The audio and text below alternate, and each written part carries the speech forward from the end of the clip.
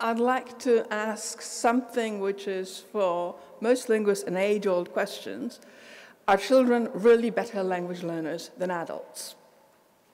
Now, before I start, we need to make an important distinction between naturalistic as opposed to classroom learning. Naturalistic learning, we all learn our first language naturalistically by talking to people in that language. When you're exposed to the language basically every hour of your waking life, you talk to people very, very intensively. This is very different from classroom learning where you've got a teacher, a number of students who don't know the language, perhaps usually learning from a book, and you have a lesson maybe once a day, 2, 3, 4, maybe 5 times a week. Now, I'm not going to talk about classroom learning. It is very well known, there's massive evidence showing that in classroom settings, adults are actually better. Older children are better than younger children, and adults are better than older children. So when you hear all these arguments about how we should teach languages at school at ever younger ages, that is actually based on absolutely no research. In classroom settings, adults are better. It doesn't follow that we shouldn't teach languages in primary schools or to young children. There are all sorts of advantages to learning a foreign language, including becoming sensitive to other cultures, becoming aware of how language works.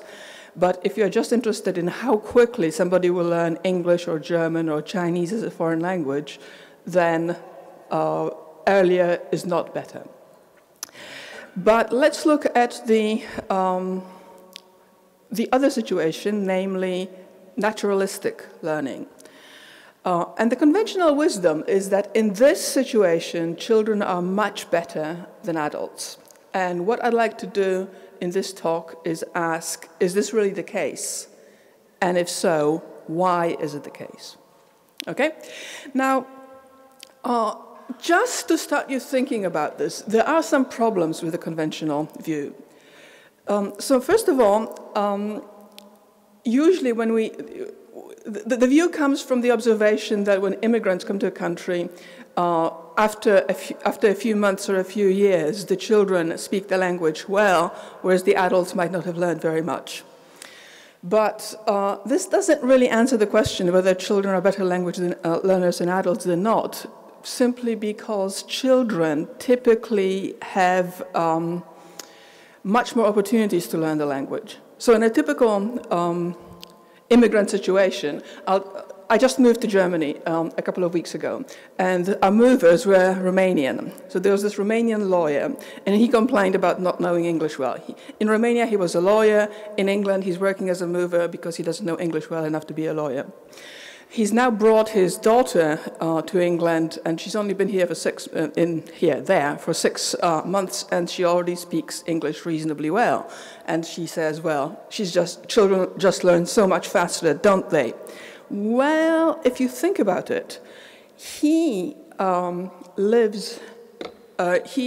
lived in the UK for 3 years, but he works as a mover with another Romanian, speaks some English to the customers, but it's sort of very simple. Put this, that, should I take that away? No, this is staying here. And most of the time he speaks Romanian with his friend or English with his boss, who's Polish. Okay? So he has actually got very little exposure, very little opportunity to talk English, while his daughter is at school for most of the day and then plays with other children in the playground and is basically exposed to English all day. So you're not comparing like with like. And this is very common in an immigrant type situation. Also, another important point to bear in mind is that language learning is a bit like filling a cone. So I've got a picture of an ice cream cone. And if you think about filling the cone from the bottom to the beginning, early on, what children have to learn is only no, it's not working, is only a little bit, the bottom segment of the cone when it's quite narrow, and it fills up quite quickly.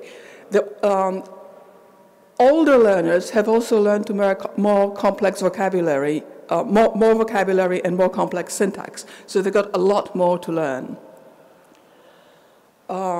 So that's another point to bear in mind, that you need to compare like with like. Now, in studies that actually compared children and adults, where they had equivalent amounts of input, and then were tested using similar methods so that you could directly compare them, all those studies, to my knowledge, showed that actually adults learn faster, at least in the beginning. However, children are better in the long run. So after 20 years, somebody who started learning, let's say we've got 20-year-olds entering a country, living there for 20 years, and then a child who's learning English as a second language from birth or from the age of 2 or something like that. After 20 years, the child almost always will speak English much better than the parents. However, very often this happens at the expense of the first language. What typically happens in immigrant settings is that, let's say we have a Polish family living in the UK. The children are, at home, the children speak parents, so they begin monolingual Polish. When they go to school or when they go to kindergarten, they start speaking English. They become bilingual. By about 7 or 8 years of age, they are balanced bilinguals, equally good in Polish and English. By the time they hit their teens, they are dominant in English. And many of these children are, by the time they hit their 30s, may be barely able to hold a conversation in Polish. So they have shifted to English. So you could say that children are better at learning the new language, English, but you could also say that they are better at forgetting the old language. You know, it's not so straightforward. Okay, so that's the introduction. What I would like to stress is that the claim that children are better language learners than adults is not just a popular belief. There is also quite a lot of evidence supporting it. And I've listed some of the studies on the slides. Let me tell you about one of these studies, which is probably one of the first ones, and probably the most famous, conducted by Johnson and Newport in 1989. And in this study, it was a fairly large-scale study. They had 150 or 160 adult learners of English as a second language who were Chinese or Korean, so who spoke languages which were typologically very different from English. And they were given a fairly simple task, so they were presented with some sentences, like the farmer bought 2 pigs at the market, or the farmer bought 2 pigs at the market, and they had to decide whether the sentence is grammatical or not. So the farmer bought 2 pigs is ungrammatical, the farmer bought 2 pigs is grammatical in English. And the other sentences would be things like, the little boy is speaking to a policeman, the little boy is speak to a policeman, Tom is reading a book, or Tom is reading a book, and so on. Okay, so that was the task, yes? They heard both, but there was quite a long list and they were separated. So many people didn't even realize that they heard both sentences. So they did them one at a time.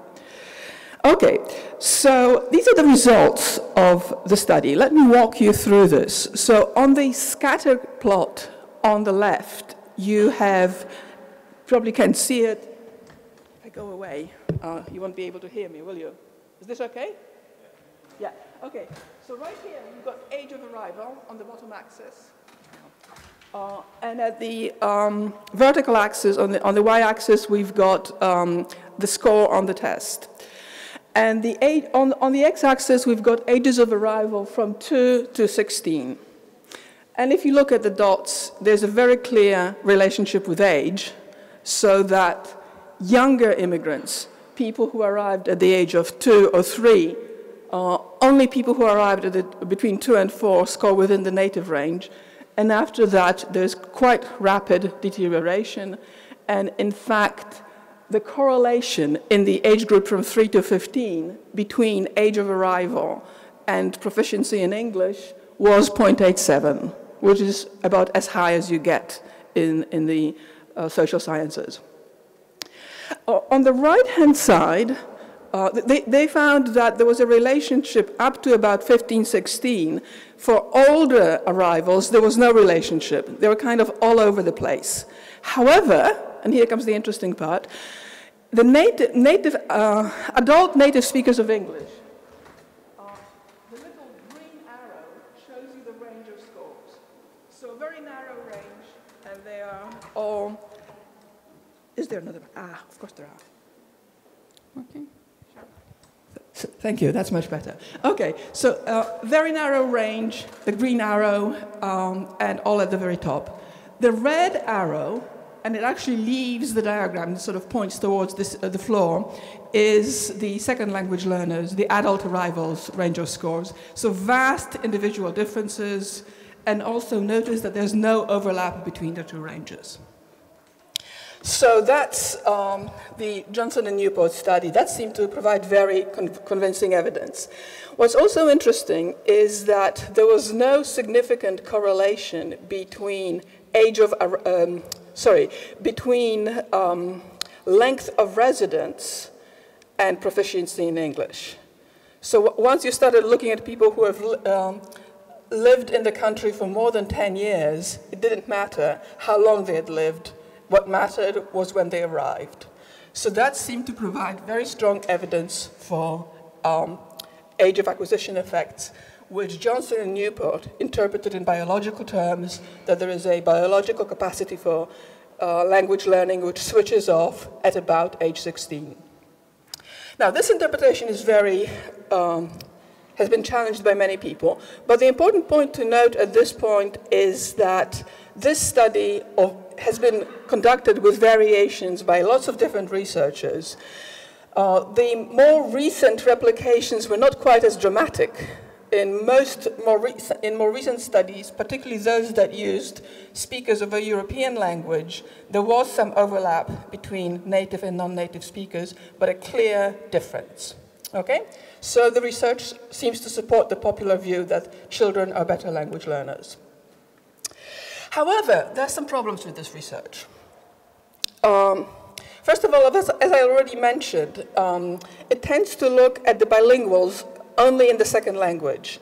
And given that children tend to shift to the second language, what you're comparing is adults in their weaker language, the second language, and children in their better language, the second language. And that may not be a very good comparison.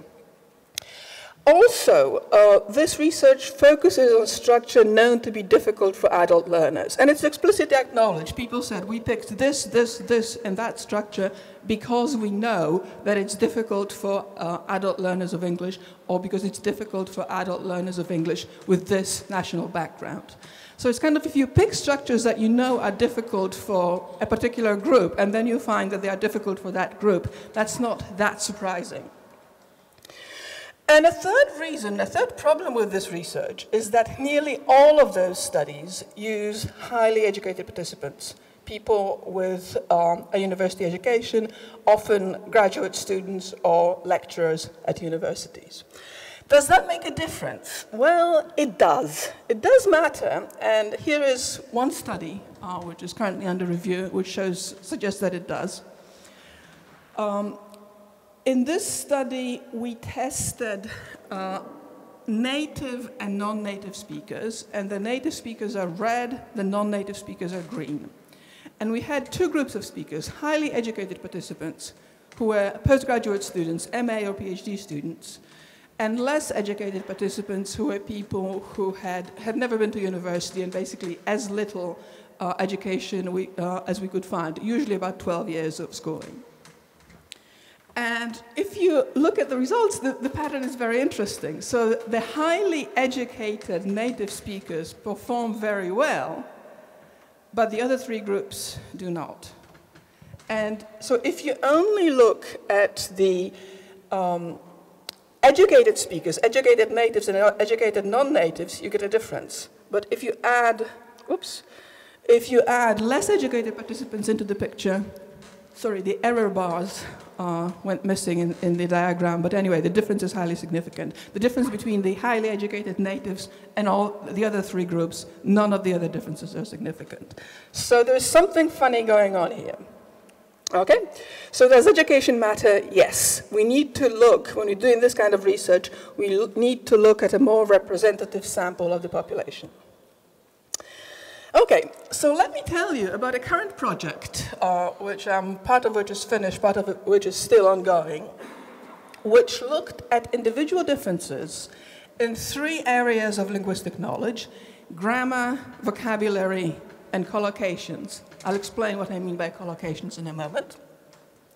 In native and non-native speakers from a wide variety of backgrounds. So the native participants were as varied as I could find in the UK, so from 10 years of schooling to 21 years of schooling. And there were different kinds of jobs, some very highly qualified jobs, some professionals, some people who were doing manual jobs or were unemployed. The L2 learners, adult people who started, were people who arrived in an English-speaking country after the age of 16 years, and the range was from 16 to 49, with a mean at 26. All of them had lived in the UK or an English-speaking country for at least 3 years, on average 8 years. They came from a variety of linguistic and social backgrounds, and they also varied quite a lot in education, even more than the native speakers. Notice that the second language learners are have on average 2 more years of schooling than the native speakers. This is because it's very difficult to recruit people for this kind of research. It's very difficult to recruit native speakers from less privileged social backgrounds for a linguistic study, and immigrants, it is hard, believe me. We did, well, I can tell you some stories about how we got participants, and very, very hard. Which is why everybody else tested students or people with a university degree. In the study, they had to do 3 tasks: a grammatical comprehension task, a receptive vocabulary test, a collocations test, and 3 non-linguistic tasks looking at IQ, language aptitude, and print exposure, how much they read. I'm not going to talk about the non-linguistic tasks today. We'll just look at the results of the linguistic tasks. So the first task, testing grammatical comprehension, is called, I call it the picture and sentences test. It was developed specifically for this study. It's a very simple test. Each item consists of a sentence and 2 pictures. And you have to choose the picture that goes with the sentence. So for instance, if the sentence is, the doctor was stabbed by the nurse, what is the correct answer? Picture 1 or picture 2? How many people say picture 1? The one on the left, yes. How many people say picture 2? Okay. If or another sentence might be, it was the nurse that the doctor stabbed. What would be the correct answer here? The right-hand picture. Okay, very good. Here's another item. Every apple is in a bowl. Picture 1, left-hand or right-hand picture? Left. Okay, you get the idea. So a very simple task. Testing a variety of structures, 10 different constructions. I had some very simple ones, like active, the man fed the girl, or simple locative, the spoon is in the cup. These were control sentences. And I expected everybody to be at ceiling there. I included them, well, as a control, and also there were other reasons, but we don't need to get into that today. The second test was a vocabulary size test, and I used an existing test measuring vocabulary, which basically, very straightforward, a multiple choice test. You're presented with a word in a non-defining context, and you have to choose the best definition. So we found a good remedy. What's the correct answer? Okay, well, you can check your answers, way to fix a problem, as opposed to place to eat in public and so on. and a marsupial is an animal with a pocket for babies, like kangaroos are marsupials. Okay? And finally, the collocations test. Collocations, I called it the words that go together test, and that's the best definition of collocation that I can think of. A collocation is a combination of words which tend to recur. Examples would be sandy beach or strong tea. Now, with words like sandy beach, maybe sandy and beach occur together simply because beaches are often sandy. So strong tea might be a better example. Strong tea is a collocation, or weak, actually, let's take, okay, strong tea is a collocation, forceful tea is not. Forceful means something very similar to strong, but you can't say forceful tea, you can only say strong tea. So these sorts of preferences for words have preferences for words that they combine with in language, and they are not very predictable. Here are 2 items from the test. Each item consists of 5 short phrases, and you have to pick the one that sounds most natural or most frequent. So, anybody want to guess what the first one is for prices? Elevate prices, grow prices, lift prices, raise prices, or stimulate prices? Raise prices. Yeah, absolutely. Although lift and grow and elevate mean similar things, only raise prices is a collocation, and similarly, inflict punishment is a collocation, but provide punishment or apply punishment is not. Okay? So that's the third task. And now let's look at the results. Okay, so the first finding, and you won't be very surprised to learn this, native speakers did better than second language learners, than adult second language learners. These were monolingual language, and native speakers did better than adult second language learners. Well, that doesn't surprise anyone. What is a little bit more interesting is the differences. So the difference is relatively small for grammar, got the effect sizes on the right, slightly larger for vocabulary, and absolutely huge for collocations. And that's quite interesting because all these arguments about age of effects assume age effects in language acquisition assume that it's more difficult to learn a language because something happens in your brain and you can't learn the grammar. But actually, we continue to learn vocabulary and collocations throughout our life. Whereas grammar is supposedly learned only in childhood. But actually, the differences in grammar are the smallest, so that doesn't fit very well with the picture. But what is more interesting is not looking at means, which can be very misleading. It's much more revealing to look at the distribution of scores. And if you look at the distribution of scores, a very different picture emerges. Because now, again, natives are red, non-natives are green. And we've got the first 2 bars are grammar, the second 2 are vocabulary, and the third 2 are collocations. And what you see is a lot of overlap in scores, particularly in grammar. In grammar, the median is exactly the same. The difference between the 2 groups is that with the adult second language learners, you got a long tail. Okay?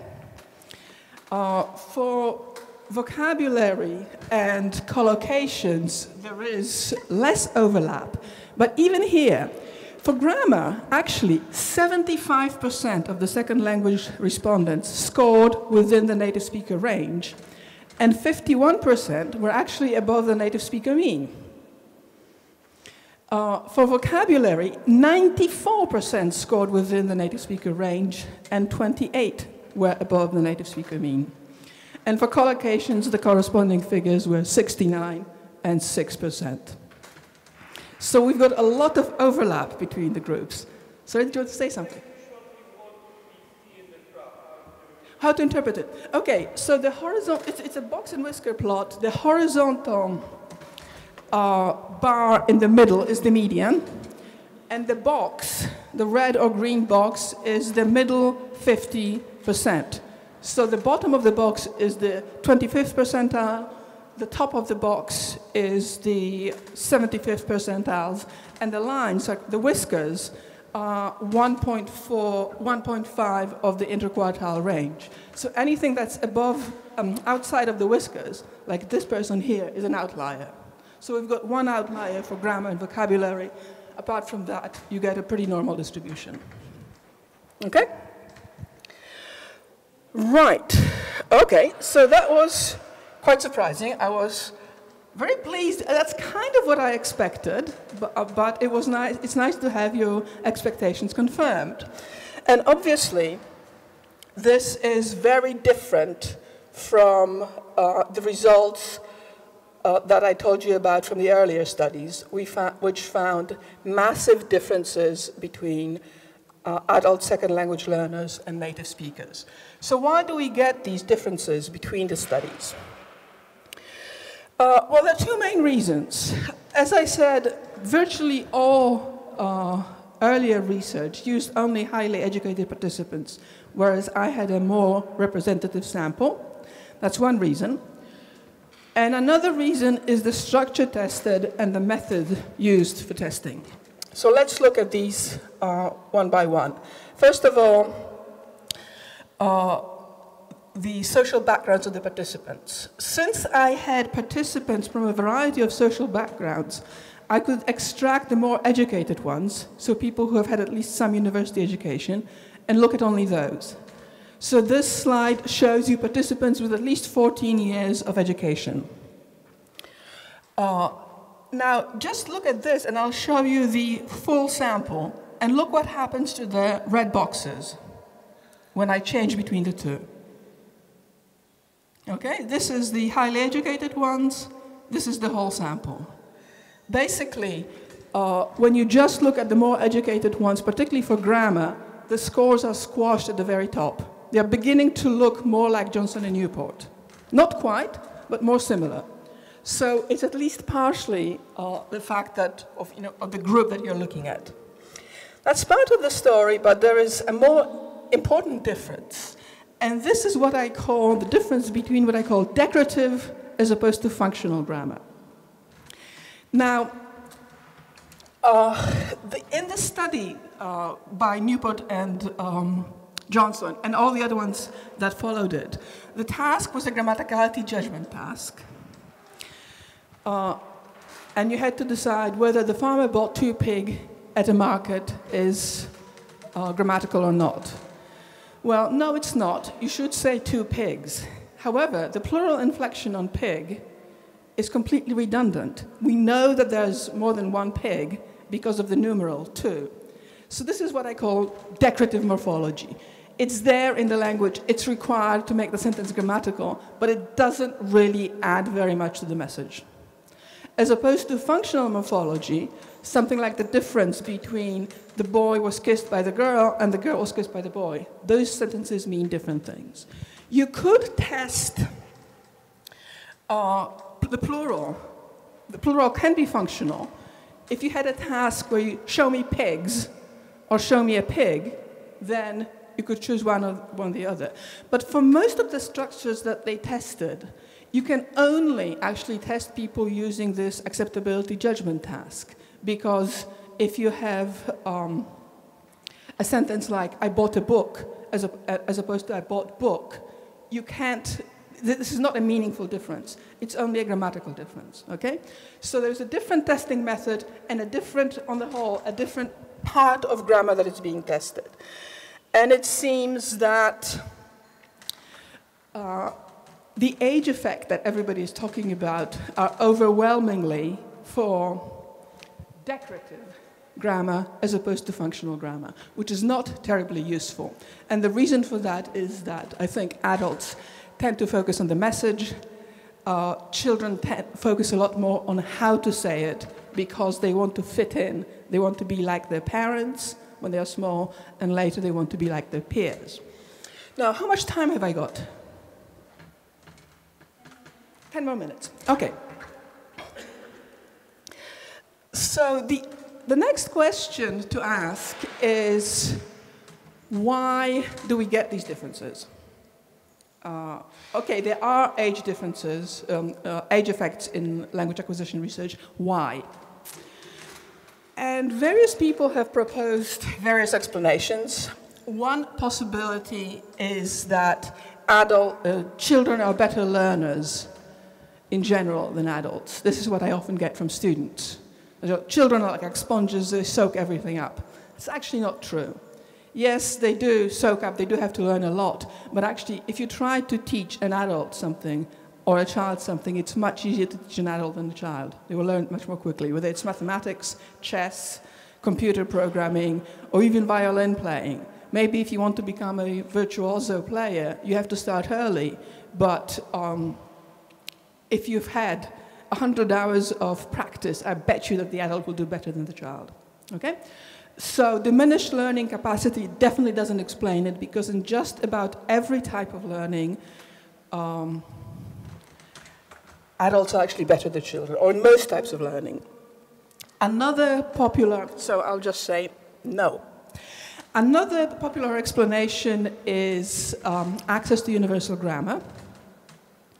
I'm sure you've all heard about Noam Chomsky and his idea that we are all born with a genetic blueprint for language, and we learn to speak because we have this genetic blueprint.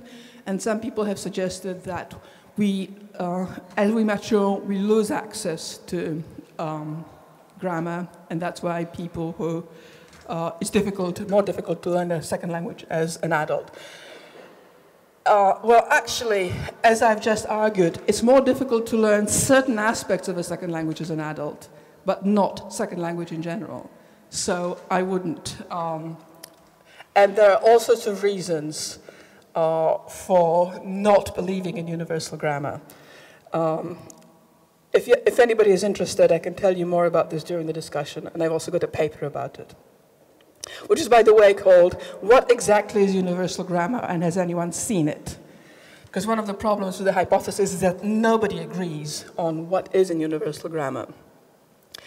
A slightly more interesting and more promising hypothesis is that children are better than adults at what is called implicit learning. Implicit learning is a very special type of learning. It's learning without the intention to learn and learning without awareness. That might be one of the reasons that might contribute to this difference. Again, I'll talk about that. You can ask me about this during the discussion. I'm not sure. The jury is still out on that one. A fourth possible reason is differences in input. And that's something I hinted at the beginning when I looked at the typical immigrant family, where the children get lots of input, the adults don't. Now, let's compare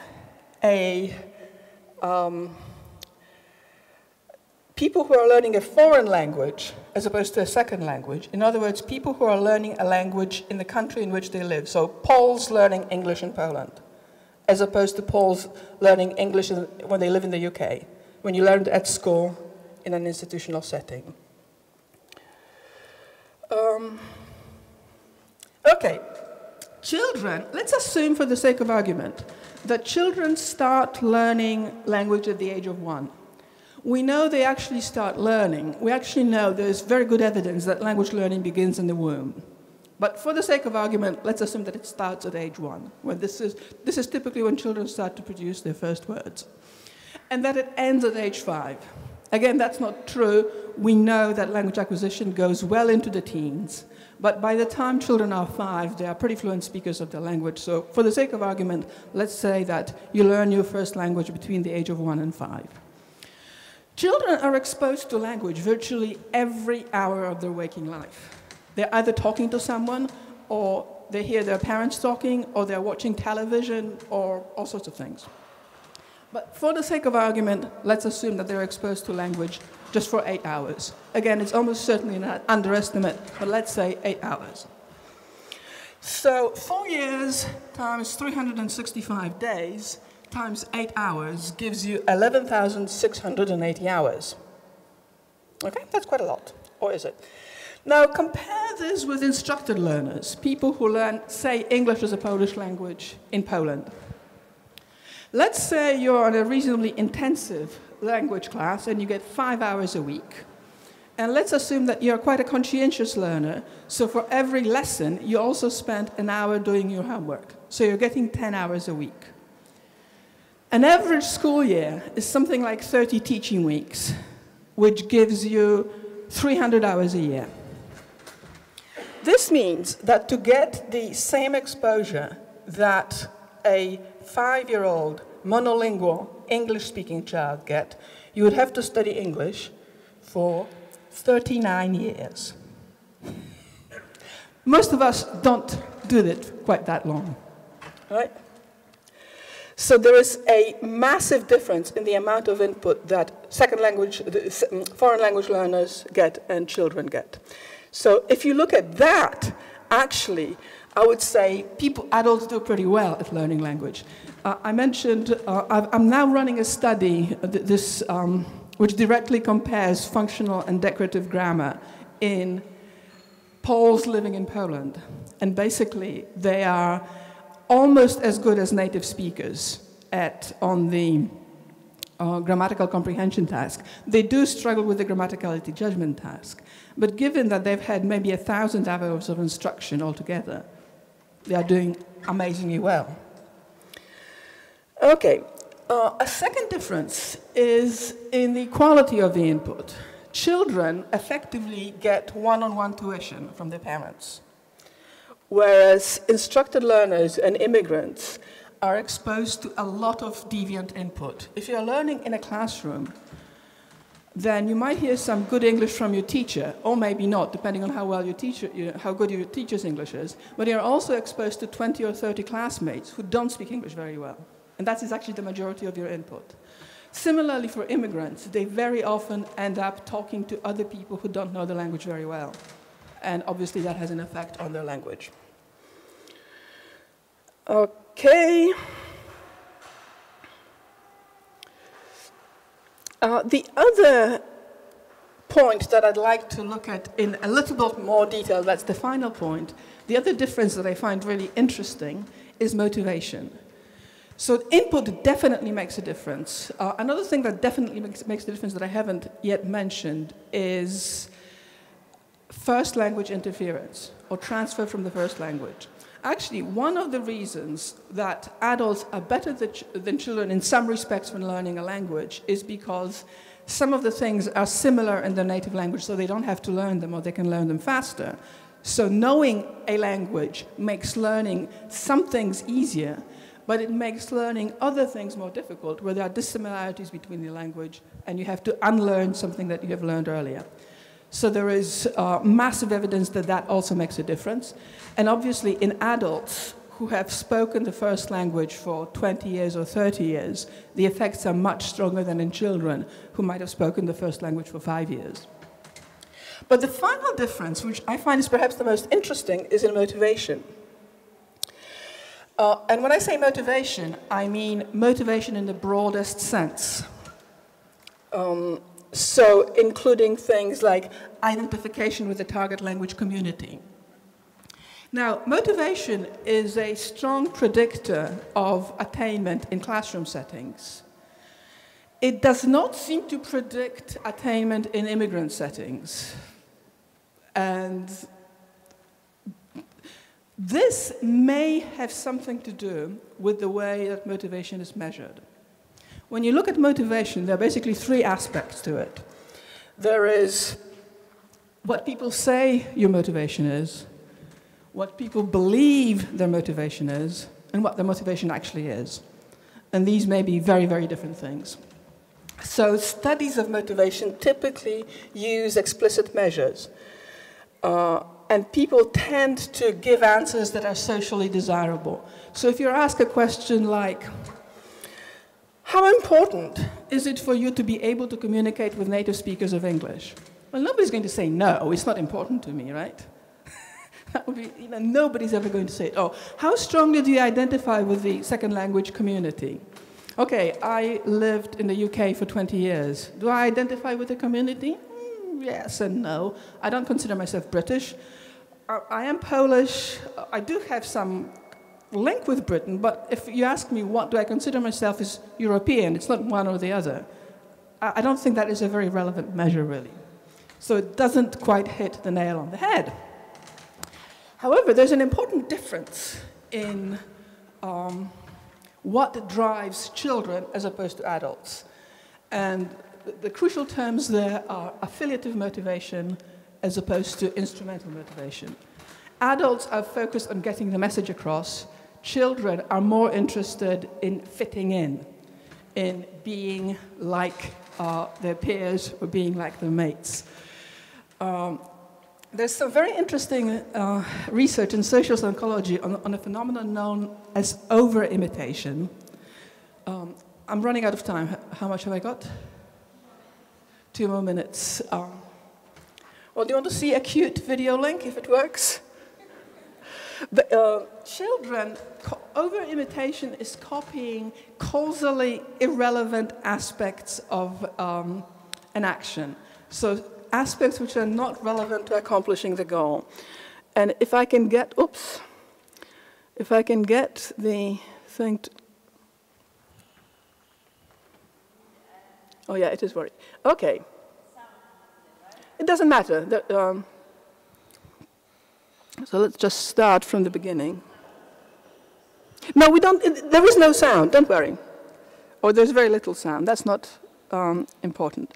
So there's this box which contains a toy.